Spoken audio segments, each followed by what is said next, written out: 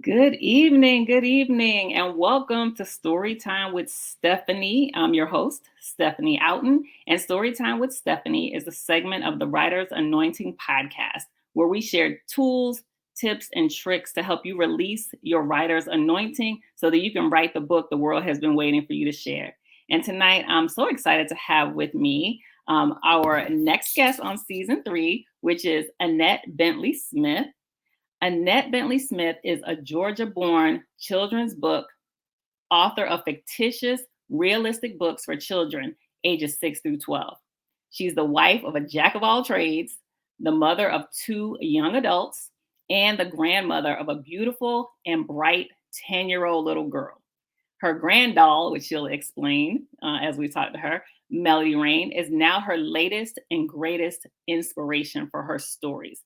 Now, when I started reading through Annette's bio, I was so impressed because she has about 15 children's books that she's written. And one in particular that we're going to talk about tonight, she wrote it in 2 hours while sitting at the doctor's office. So, everyone, please help me welcome to Storytime with Stephanie, Annette Smith. Hi, Hello. How are you, Annette? I'm fine. How are you? I'm doing wonderful. Thank you for joining me tonight. Thank you for having me. Yeah. So tell us, I shared a little bit about who you are in your bio, but I'm sure there's so much more that we could learn about you. So tell us a little bit about who you are and what inspired you to write. Okay.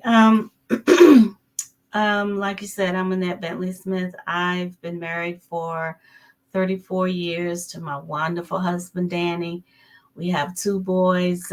One is 20, he's almost 24. And my other one he's going to kill me, but he's in his 30s. Okay. I can't remember his age. I think he's 33 or You just know somewhere. he's around that 30 something. Yeah, he's 30 something. And then my granddoll, I call her my granddoll because she's such a beautiful girl inside and out. She's 11 now, but she has been my greatest inspiration. But I started writing because my oldest son, Dan Mario, was in daycare and he had a skin tone incident where his little friend was they were in art or they were coloring or had to draw each other or something like that. And he had a little Caucasian friend and he was going to use a black crayon to color his friend's face, color my son's face black. Well, Mm. my son was such a literal child back then. Everything was literal to him. So he took that black crayon literally. And so when I picked him up that day, he was so upset. He was crying and he told me what happened. And so that was a day in education for, your race and your heritage. And I had to explain to him the best I knew how, for such a little person in daycare, what that child really meant, as being a black child. Not that his skin tone was literally, black, but he was an African American person. Yeah. And I told him that I was pecan tan at the time to kind of, ease his mind. But yeah, Yeah. that's when and that stuck with me for such a long time that Mhm. I started to hear other incidences of kids with their skin tones, Mhm. trying to discover who they are, especially about racial kids, different mixed kids and things like that. So I decided to write that story. Very good. It's so interesting that, even today, and I know that was several years ago that you encountered that situation with your son, but even today we still face the same things. Kids are going to school and there's still colorism within the African American community. There's still questions that may be raised from individuals of different races about our skin tone and what do we want to be called. It's still happening today. And so the fact that you were able to educate your son and help him to understand what it meant so that he didn't have to take it so literally, but that he could really understand the context behind it. that's what we need, especially in today's society. We need more parents, more teachers to be able to educate our children so that they understand and are prepared to respond in kind, right? And Right. so I wanted to talk about this book that you sent me in particular, and then we're going to talk about some of your other books as well, because this one really stood out to me. It's called Nyrah's Bully, if you Mm-hmm. all can see that. Nyrah's Bully, and you have the word bully X'd out, and underneath it says friend. And Yeah. so as you read that book, and this was the book that you completed in 2 hours at the doctor's office, right? Yes. Yeah. Mm-hmm. And I could see why. This was it was a thrilling story to read. I enjoyed reading it. I was also very upset, especially looking at the first page when I saw that it was inspired by a true story. So we'll talk about what this book is about, but tell me a little bit about how you found out about the little girl's story who you based Nyrah's Bully on. Well, Nyrah, actually, her actual name is Nyrah. Mm, She's the daughter of a really really good friend of mine, and she told me about it. She called and told me about what happened. I didn't write the actual story. Like I said, I write fiction stories in a realistic manner, so I didn't write what actually happened right. because it was so awful. Mm, But her mother told me that, at the time she was in first grade, because this happened years ago. And she was in first grade, and a fifth grader bullied her and assaulted her, mm, actually lured her into the bathroom and physically assaulted her, and things like that. And I wrote the book because there's never, you hardly ever hear of a positive outcome. I've seen it on one of the news stations where there was a positive outcome, where a father found out that his daughter was bullying mhm. someone, and he was supposed to take her shopping one day. He actually took the girl that she bullied shopping too. Oh, wow. That was it was You rarely hear about a good outcome. So Oh, that was a good outcome, and they actually became friends. and And so so my book, I found out about this fella way after I wrote this book, mhm, but I wanted my little friend to have a positive outcome, whereas she didn't have one. yeah. And I wanted to promote forgiveness, which Mhm. was frowned upon by a bookstore. That my book promoted forgiveness. They wouldn't even put my book in their store.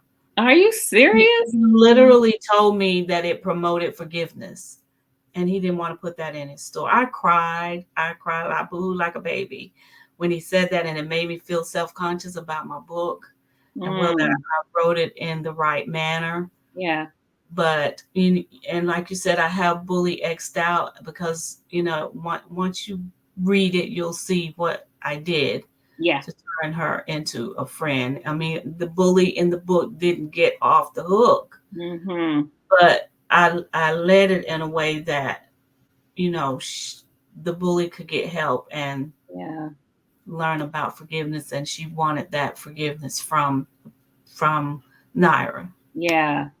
And I think what was so interesting about this book, because I read it, I sat down and just read it like in one, quick read, because it is a quick read, but it's a very full story as well. You literally get taken through a day in the life of this little girl, Nyrah, and what she's experiencing with this bully, and all because of something that the bully misinterpreted, Yeah, right? exactly. And how often do kids face that, where they're literally bullied by someone because the bully misinterpreted something, or the bully just decided, hey, you're the one I want to pick on, you're smaller than me, you seem to be naive, and so I'm going to pick on you. And in this particular situation with Nyrah, something that she and her sister were innocently doing and had nothing to do with the bully at all, the bully thought, oh, they're laughing at me. And when a bully feels like they're being demeaned in any way, especially because so many bullies, they have no self-esteem. I They know, none at all. None at all. And that's why they pick on people who are smaller than them, because they figure, hey, I can run you down. You can't do anything to me. But Mm-hmm. what I so loved about this book is what you said about forgiveness.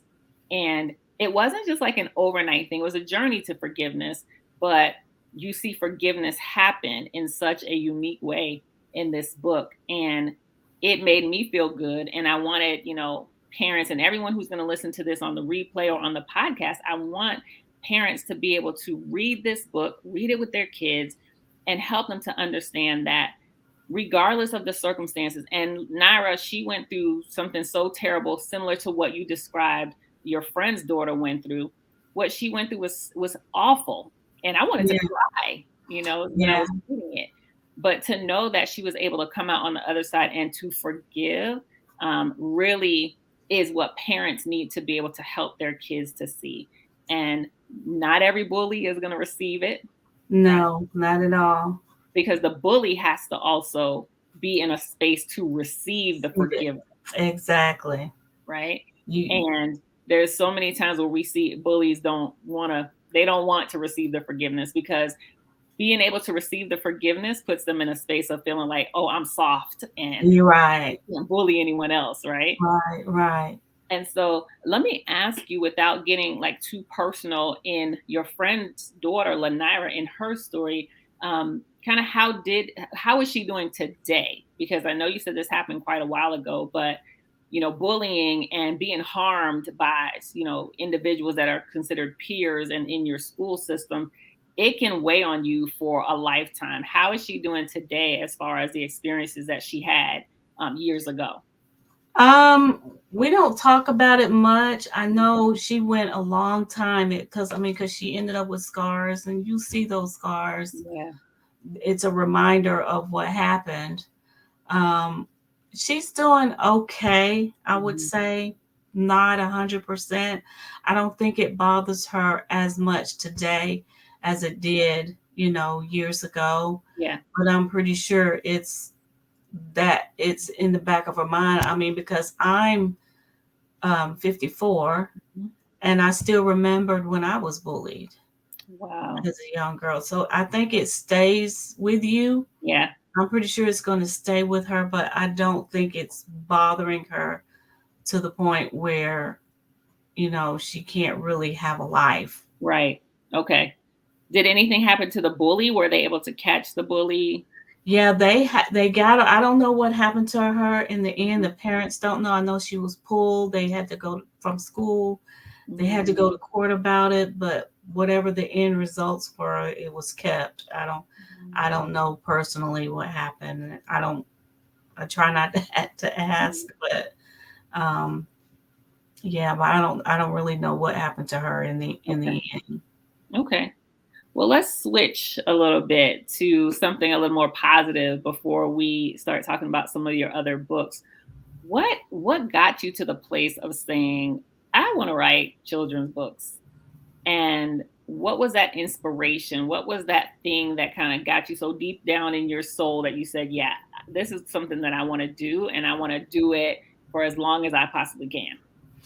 Well, after I wrote What Color Am I? That's the book, the incident that I was talking about with my son. Mm-hmm. Um I decided, I not that I was, let's see, how can I put that? Um Not that I felt like I was so good after I wrote that book, but Mm-hmm. I said, well, maybe this is a good story. Maybe, I can help some others, but I did feel like I could use some extra help with Okay. writing. Mhm. So I took a writing course, and come to find out, my teacher experienced the same thing as what I wrote my book about, Oh, because she was biracial. She was Hispanic and Black, okay. and she went through the same thing as far as skin tone, and people Hmm. wondering, well, what are you, or who are you, or what are you? Yeah. and she loved the story, and I had to do a writing assignment. So I kind of cheated and said, "Well, I already have one written. I'm not gonna reinvent the wheel. I'm gonna sit what I already have." That's right. And it turned out to be an excellent story in her opinion. I mean, we made a few changes, text wise or whatever, Mhm. and so she inspired me to keep writing. So I really didn't publish this book until 2015, although I wrote it years and years ago. Okay. Because back then brick and mortar was hard. It was hard to get into Yeah. publishing through the brick and mortar schools, Yes. or I mean not schools, The through stores. publishers. Yeah. And so I held on to it for a long time, and even after that I wrote one for babies, which I still haven't published yet. Okay. um, and yeah, my teacher encouraged me to continue writing. She felt like I had a message, and I was talented as far as writing. And so that book led to 13 more. I have 14. I actually have more than that that are not published. They're written. I Wow. just haven't published them. But yeah, that's where that led to from my teacher. Okay. So when you think about, the 14, 15 books that you've written so far, and have even published, what are some of the central themes that you think you write about that show up in as a thread in maybe each of your stories? I really don't have a running theme. They're all different. Okay. I have two that are similar. One is about divorce, and one is about shared custody. Okay. Um, it's called Shared Love, and the other one is Divorce Through the Eyes of a Child, Dear Mama and Dad. So the rest of them are just, things that may have happened. I have one book through my youngest son. He had a writing assignment in school. He had to use verbs pertaining to an aluminum can, and so we I kind of helped him out with that one. Okay. Yeah, that sounds like it could have been a little difficult. Yeah, yeah, to write a story with verbs about an aluminum can, but we ended up writing about an aluminum can that comes to life on a psychologist's desk. Oh, I love that. Yeah, so the can sits there on the desk. He hears everybody's stories, and he has one of his own. How he was bought by this little boy and was just mistreated and thrown into a river and Oh, recycled and everything. So that book is about recycling. So I don't really have a running theme. okay. They're all, whatever is happening. My granddaughter, she's, like I said, she's the inspiration behind a lot of my books. So whatever is going on in her life, Yeah. I feel like other little girls could benefit from. I'll write about. So it definitely seems like, and going back to your bio and what you said about fictitious, realistic books, that is truly what you write, because the ideas that you have in these stories, they're just like everyday life, everything that we face in life, especially, hearing that you've written a book about shared custody and then another one about divorce through the eyes of a child. I think that is so um, needed for children to be able to understand, what the process looks like for divorce, or even what it looks like for, to be, for parents to have shared custody of them. And sometimes parents don't necessarily know how to do a good job of talking to their kids about Yeah, things like that. And yeah, so to be able to have a book, like yours, as a resource to, maybe guide them in how to explain to the child about shared custody or divorce is so helpful. And yeah. so let's kind of talk about those two books and maybe where those stemmed from. And if you have them, you can show them on the screen. Okay. Well, I have. Let's see. This one is shared called Shared Love, Nice. and then here's the other one, Divorce Through the Eyes of a Child, Dear Mama and Dad. And they're actually poetic letters. Well, this one is not poetic. Okay. This one actually starts out where the little girl is sitting in the courtroom with the counselor. Mm-hmm. And then she gets up and peeks through the door of the courtroom and see her mom sitting on one side and her dad on the other. And this literally happened, Wow. excuse me, with my granddaughter. She's the product of divorce. Okay. And so she was actually, well, she wasn't in the courtroom, but Yeah. in this book, she is. Okay. And she's wondering why they're sitting on separate sides and, Mhm. what's going on. And so the counselor catches her peeking through the door, and the guard sees her, and gets down to her level and tell her she can't be here. And so the counselor takes her out to the park across the street, and Mhm. and try to explain to her what's going on. Okay. And but I mean, it's this book, it shows, it ends up where when the parents come out, Mhm. they both ride together and take her to her favorite play spot, Nice. and they order pizza and they let her play, and then they sit her down and tell her what's going on, which is something parents, once they're divorced, Yes. there's so much anger and so much hate and so Yeah. much going on, that my book will show that you guys have to share her. Yeah. She has to see and learn from that. Yeah. And there is that possibility that the two of you can come together Mm. and share that love for her Yeah. and let her see that. And it's not saying that you're going to be besties, Right. Yeah. but But at um, least be able to form some level of, a truce, like right, really come into a truce for the sake of the child or the children, because at the end of the day, it's not about you as the parents. It is about the child and them understanding and knowing that they're still loved, right, regardless of whether all of you all are in the household or not. And so that's a key message that so many parents need to ensure that their kids know and are aware of. And so I love that you put those types of themes into your books to really be able to help. And what I think, all the books that we've talked about so far, these books are educational tools. you think so? Yeah, they're educational tools that really do help parents and even teachers to be able to help children understand certain circumstances and situations that are going to happen in life or could happen, how to deal with them, how to process through them. And so I would love to know kind of what are some of the things that you've been doing since you've been writing and you have so many books. What are some of the things that you've done to get your books out into the marketplace, into school systems, libraries, things of that nature? Well, I have Nyrah's Bully in a few libraries.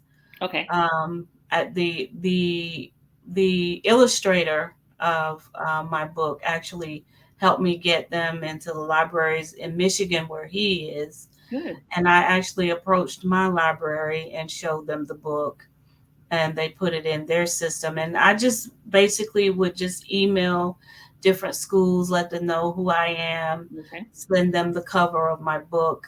I hide behind my computer a lot because I'm an introvert. Oh, it's, it's hard for me to, I mean, I get out. I'm not a recluse or anything, but I right. mean, I get out, but it's hard for me to get in the faces of the public and and market my books and Yeah. things. So I kind of hide behind my computer. So I do a lot of social media stuff and Yeah. emailing, and but I know and even doing like what you're doing with me, Hmm. searching out different ones to help do interviews and things like that to Absolutely. help me get my books out there, and my other products, which we'll probably talk about. Yeah, we definitely will. You have it's funny, for you to say you're an introvert. I am an introvert too, and no one would ever believe that. What? But I Oh am very, no. very much an introvert. I have to I consider myself a social extrovert. Like I'm only extroverted if I have to be in some type of social situation, but Mhm. I'm a full-on introvert. Oh, wow. Okay. It does take a lot for me to have to kind of pull myself to do a lot of social things because Mhm. when my day is over, I like to decompress, turn off the phone. I don't want to hear anything from anyone. I just want to crawl up in my bed and be done with the day, right? And but the thing about introverts, we just need time to decompress. That's all it is. Like we can Mhm. get out there and we can talk to people, we can enjoy ourselves, but when we get home, When it's leave done, us alone. yeah. We need to decompress. But for you, especially being an author and you have so many books, social media is definitely a great way to market, to, get your books out there. But you also want to make sure that you're out there, showing who you are. And you are now introducing new product lines. So you don't just have books, you have other items that you're able to sell as a part of your collection. So let's talk about and see some of the items that you have.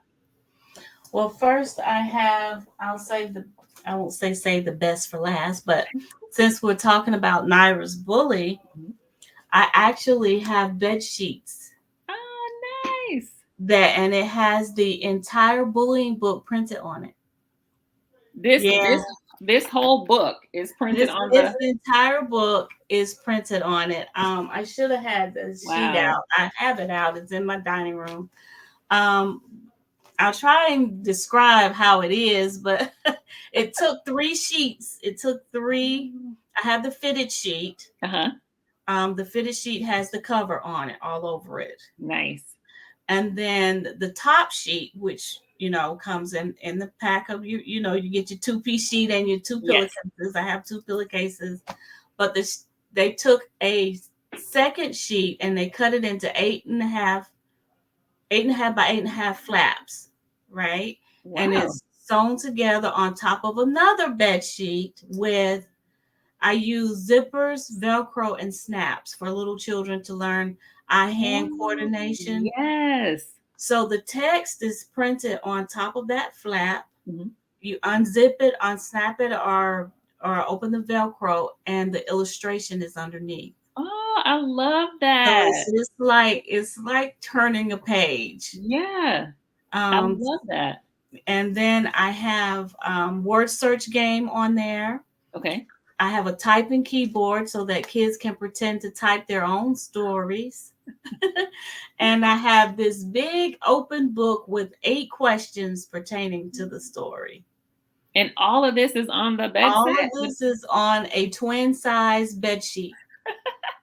Oh, I love that. It's like it gives them the opportunity to read, to feel, kind of like those fidget blankets that they have as well, where you can feel, the different textures. And I love the Mhm, idea of the illustration being behind those things that they unzip or, loosen mhm. the Velcro. That really does bring a level of excitement, especially Mhm. for kids who may not like to read. Yeah, it's a unique. It's very unique. It's Yeah. patent pending. Very I'm good. hoping to put this on not only sheets but blankets, Okay. and I'm hoping to do the rest of my stories. Just have different different sheet sets with the different stories on there. That is awesome. You need to look into getting into those stores like, kid stores that sell like I don't even know, does Toys R Us still exist? I don't remember. I don't know. I had heard at one point that Macy's was doing something with Toys R Us. I'm not sure, but Yeah. that's what I was doing today, trying to figure out how to get these in stores because they're so unique. I Yeah. was looking up specialty stores, and so I don't know how I'm gonna go about doing that, but Yeah. It um, it definitely you'll something will spark in you and you'll know exactly where you're supposed to Well, go. yeah, I Mm. always pray. I always pray. I said, God, please put the right person in my path Yes. because I have no idea. Yes. And he will. Like if that's your heart's desire and he sees all of the great work that you've put into these products, because that's amazing. Like I've never seen a book a full-on book, in a bed set before. So he'll lead you to the right person, the right connections, divine connections that will literally catapult you to exactly where you want to be and need to be. Yeah. So definitely, what are some of the other products that you have? The other one I have is was inspired by my granddaughter, Oh, and is always inspired by her. yes. But this is Kobe. Kobe will actually play 5 of my children's books by pressing his ear.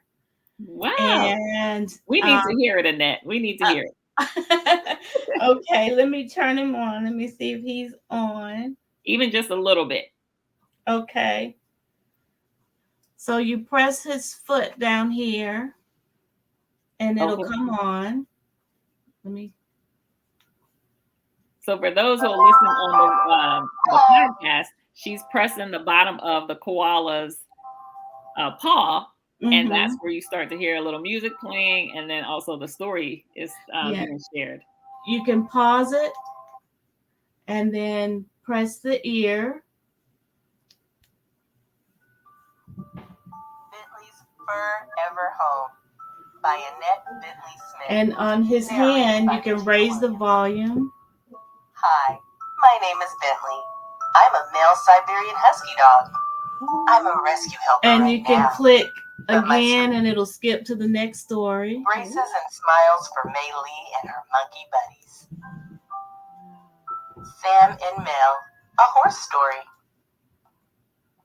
The Miserable Life of Ted, the Aluminum Can by Annette B. And then you can press his other ear and it'll play soothing music.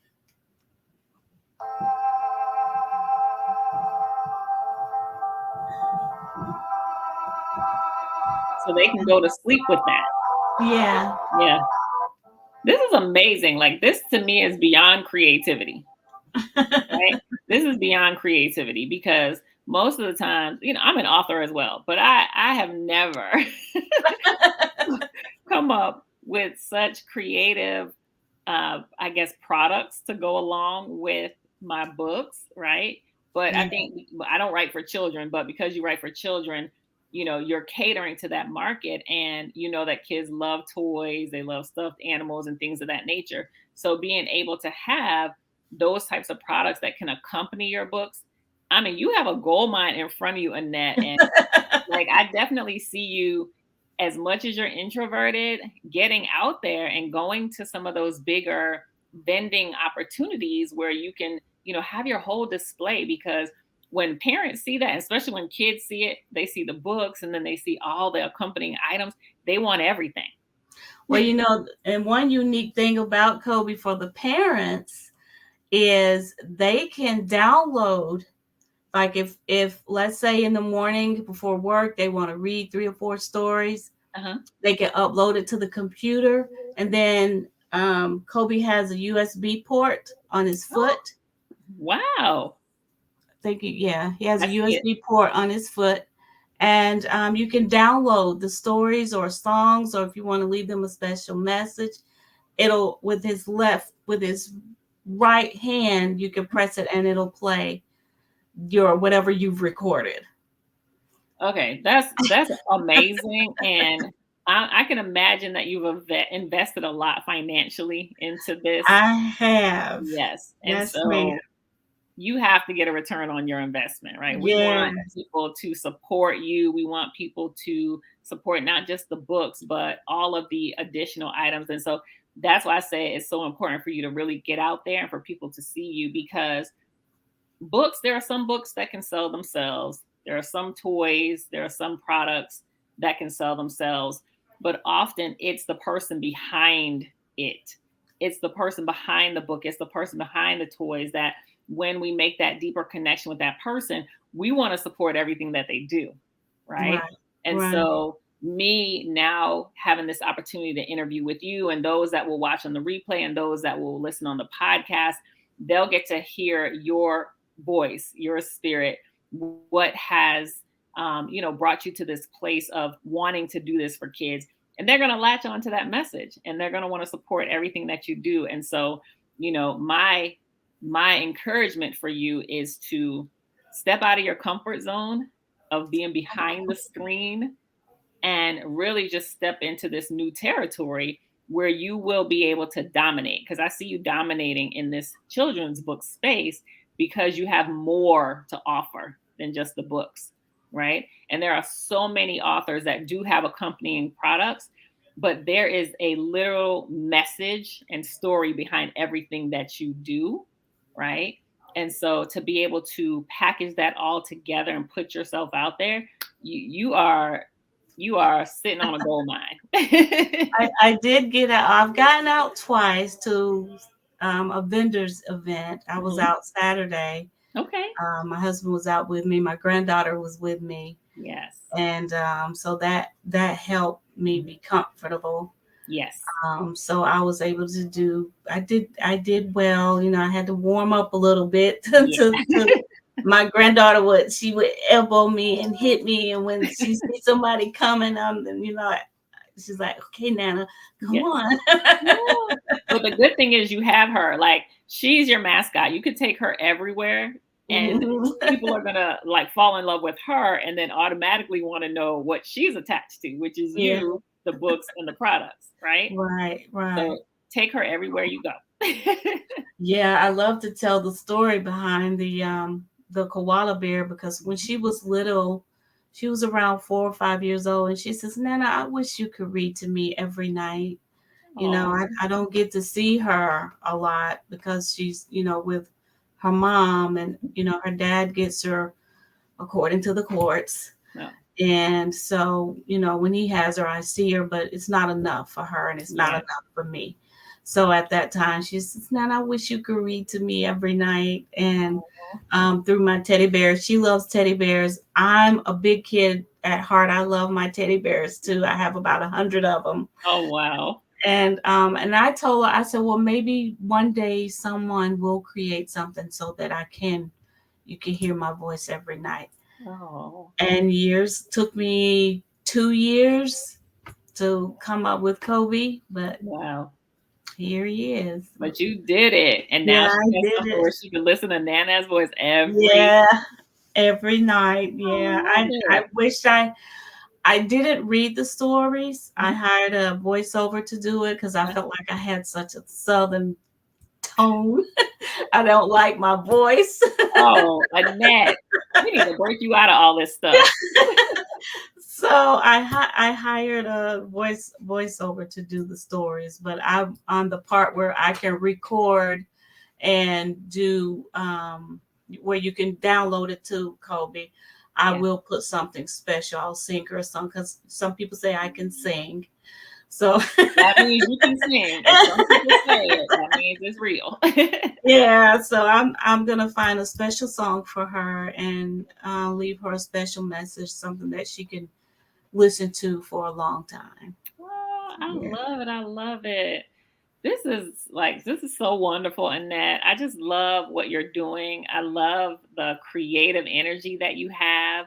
Um, is there, I would say, are there any tips that you would give maybe a new children's book author that, hasn't yet fully been able to tap into their creative energy in the ways that you have? Are there any tips that you would give them to help them kind of get into that space of, fully unleashing their creativity? I'm like Nike, just do it. Just do it. Just Just do do it. it. And it might not come out right the first time, Mhm. but you have control of that. Just write it out, sit it aside, and then go back to it. It's going to change, guaranteed. It's going Yes. to change. And then when you're comfortable with it, Amazon, Ingram Spark, Hmm. Yep. Barnes and Noble, these three main platforms that I deal with makes it so easy now for authors cannot say, I I don't know what to do or I can't publish a book. Nobody won't accept my book. Well, Yeah. you can accept your own book, be your own self-publisher. Yeah. And Amazon has made it so easy now. you know. And then there's another company that I use, a website called Fiverr. Uh-huh. I'm not sure if you're familiar with that. Oh yeah. Oh yeah. Fiverr, there's so many that have great individuals that, can do graphics. You can pretty much find anything Anything. on Yeah, you Fiverr. can, right, You have get to it sift for through you. though to make sure you Yeah, find the right people. you exactly. And I've learned that the hard way. Oh yeah. It's a tedious process because Yes. there's like hundreds upon hundreds of to look Yes. through, but you find your right style of illustrator. You can find somebody to format it. You can Yes. find somebody to edit it. You have no excuse, as far as I can't get my book out there. Just do it. Nike, you hear me? I want to be your brand ambassador. Just Look, do it. and I'll do a shameless plug because I'm a book publisher. So I'm always going to say, or you could come to Cocoon Swings Publishing as well, and we can help you get Exactly. your literary baby out into the marketplace. So, but Exactly. it's true. I mean, especially if you know that you have a gift to be able to write or you want to explore that gift, just do it, right? Because it all you can do is fail or you could succeed. Either one, Right. right? One or two can happen, but you won't know unless you do it, unless you try. And so Exactly. I love that advice. And when you think about, because are you an educator by background? Not at all. That was one of my dreams when I was little, was to be a teacher. Mm. Um, but I never pursued it. Well, you actually did. You just didn't realize it because you're doing it through the books. You're literally teaching, you're teaching children and parents through these books. And it's interesting how I used to always, or people used to always say, oh, you should be a reporter or a journalist when I was a kid. And I was like, there's no way I don't ever want to do that. Right. And then I see myself on camera now and I'm like, maybe, right? Mhm. I went 110,000 different paths to even get to the place of doing some type of live, video like this because I, like you and that, used to be like, there's no way I'm going to come in front of the camera, put me behind the camera all day. But I was like, no, I got to stretch and do something different in order to be able to, go to that next level and conquer that next territory that I know is mine. And so that's what you're doing with this children's book space. And the more that you get yourself out there, the more that people get to know your name, Annette Bentley Smith, Mrs. Annie Books, the more that they get to know you and see you, the more you will be able to start dominating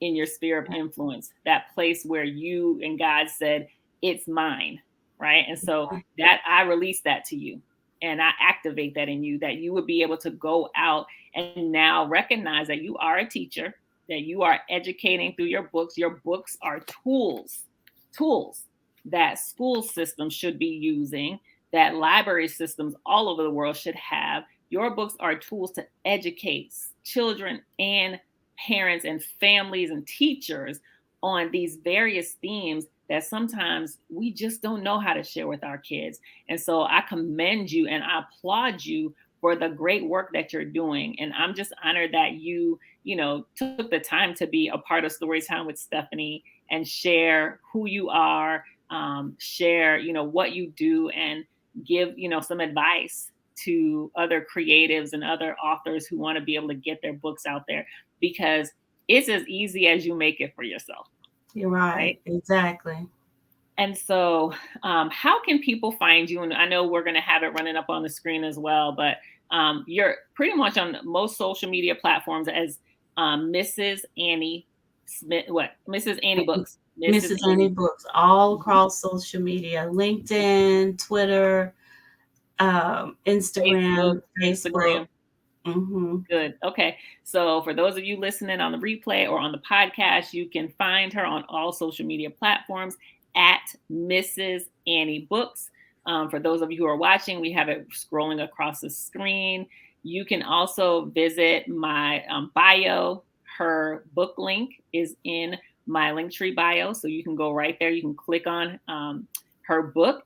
I have it listed under Nyrah's Bully by Annette B. Smith. You can click right on that. It'll take you into her website where you'll actually be able to see not just Nyrah's Bully, but all of her books and her products and the amazing things that she's doing. So, what do you have coming next before we close out? I kind of put my writing on hold because I have so many. It's hard. I think I need to just focus on one book, Yeah. which is probably Nyrah's Bully, Okay. and then and let the others follow it.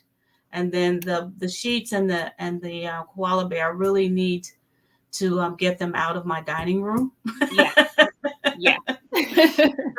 So my focus right now is on the koala bear and the bed sheets, trying to get them sold. And then I think I have a literary, I mean, not a literary agent. I could use a literary agent.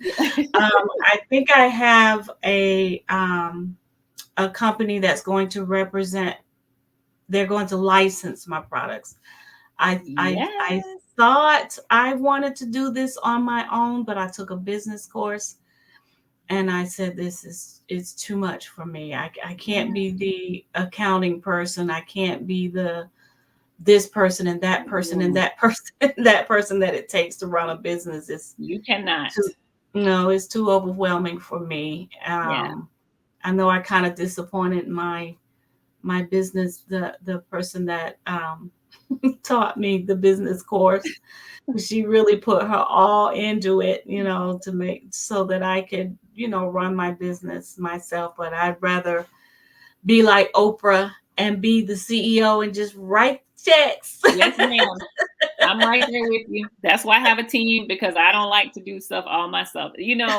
That just leads to burnout, and then I cannot be creative, right? Yeah, And I want so, to keep I just want to be able to yeah, create. So yes, you are hopefully a I've chosen the visionary. right company. Yeah. Yes, you are a visionary, and that's what you should be focused on. And having all of your, employees, vendors, contractors, whatever surrounding you, so that you're Mhm. able to do what you are needing to do, which is just CEO and vision and Yeah, strategize. That's it, right. right? That's yeah. So,